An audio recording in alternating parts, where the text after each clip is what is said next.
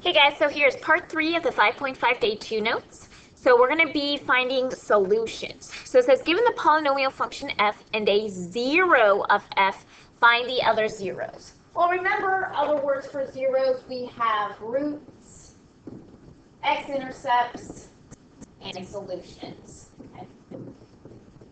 So we're going to use synthetic division. We have f of x equals x cubed minus 2x squared minus 21x minus 18. Now remember we talked about finding solutions when we factored. We said whatever the degree of the polynomial is, that's how many solutions we should have. Well, that still applies here, no matter what form you're using. So notice that our degree here is 3. So that means we should have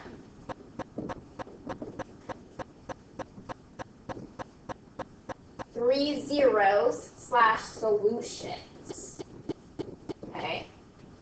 Okay, now notice that they already gave us one of the zeros, -3.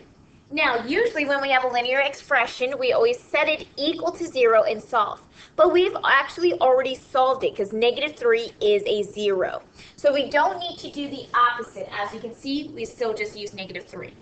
So now we're going to use the coefficients of our polynomial. So on the x cubed is the 1, and then we have on the x squared is -2, on the x is -21, and the constant is -18.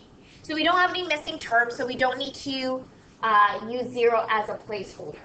So now what I'm going to do is I'm going to bring the 1 down, and anything below that horizontal line, I'm going to multiply it by the -3. So -3 times 1 gives me -3. I add that. -2 plus -3 gives me -5.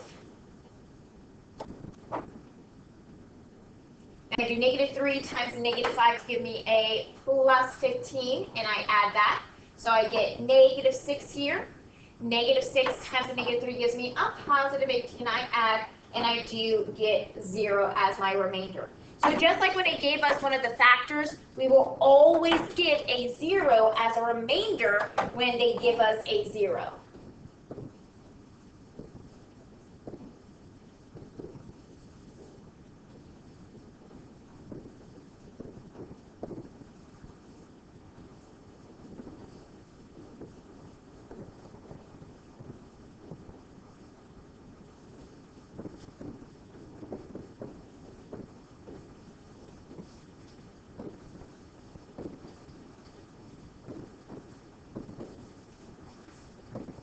So you want to probably write this one down as well. So as I said, anytime they give you the 0, so a solution to the polynomial, then you should always get 0 as your remainder. Now remember, basically these numbers, we always go down 1 degree for our answers. This is an x squared, an x, and then our constant. So we're going to take this polynomial and set it equal to 0. So I'm going to have x squared minus 5x minus 6 equals 0. And the reason we want to set it equal to 0 because we are solving. So you always set equal to 0 to solve.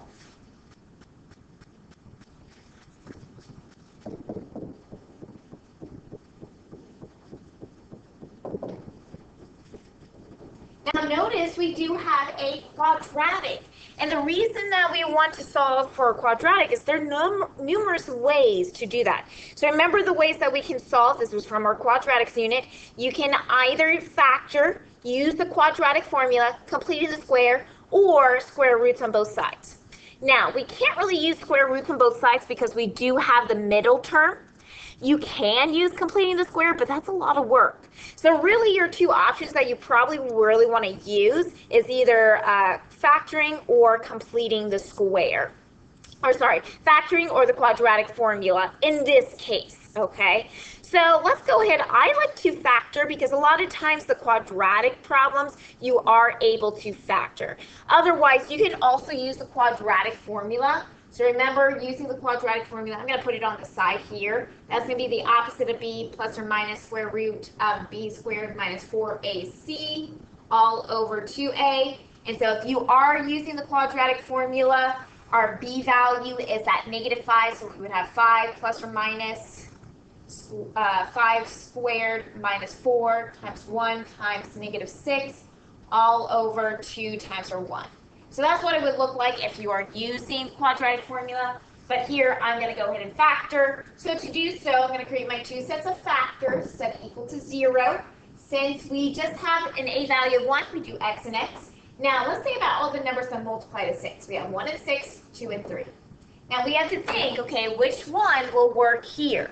Now, if we try 2 and 3, that means both of those have to be negative.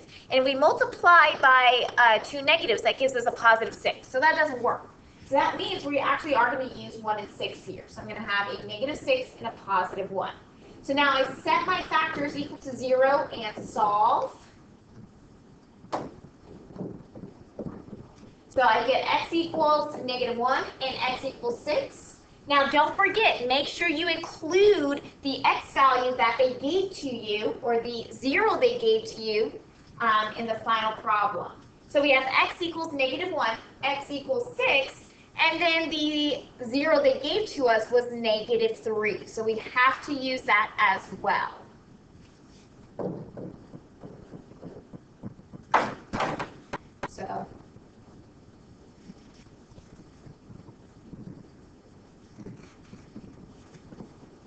So always include in your final answer the 0 they gave to you